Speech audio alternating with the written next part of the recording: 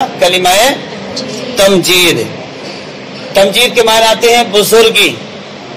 اس کو تمجید کیوں کہتے ہیں؟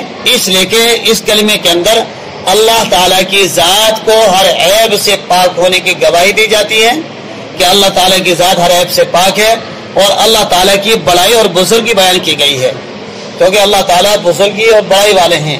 یہ اللہ تعالیٰ کی صفات ہیں۔ پہلے کلمے کے اندر اللہ کی وحدانیت، دوسرے کلمے اللہ تعالیٰ کی ایک ہونے کی گواہی اور اس کی عبادت کرنے کی گواہی دیتے ہیں، عہد کرتے ہیں اللہ تیری عبادت کریں گے، اور کیا گواہی دیتے ہیں کہ محمد صلی اللہ علیہ وسلم اللہ کے بندے اور اس کے رسول ہیں۔ تیسرے کلمہ پڑھنے کے بعد دل کے اندر یہ عقیدہ بٹھایا جاتا ہے کہ اللہ تعالیٰ کی ذات ہر عیب سے پاک ہے، وہ نہ تو اس کا کوئی باپ، نہ دادا، نہ بھائی، نہ ماما، نہ پھوپھی، نہ چچا، نہ تایا، کوئی اس کا نہیں ہے، کوئی اس کا شریک نہیں۔ جیسے قل هو اللہ احد کے اندر اللہ نے کہا کہ آپ کہہ دیجئے اللہ ایک ہے، وہ اکیلا ہے، اس کا کوئی ساجی نہیں، تو ایسے اس کلمے کے اندر بیان کیا گیا ہے۔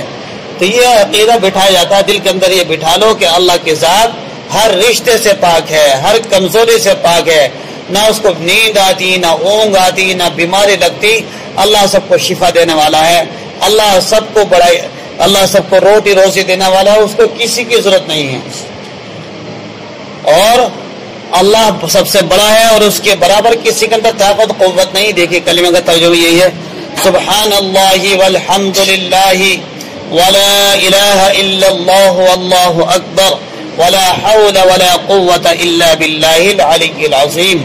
اللہ کی ذات ہر عیب سے پاک ہے اور تمام تعریفیں اللہ کے لیے ہیں، اور اللہ کے سوا کوئی معبود نہیں، اور اللہ سب سے بڑا ہے، اور گناہوں سے بچنے اور نیکی کرنے کی طاقت اللہ ہی کی توفیق سے ہے جو بلند عظمت والا ہے۔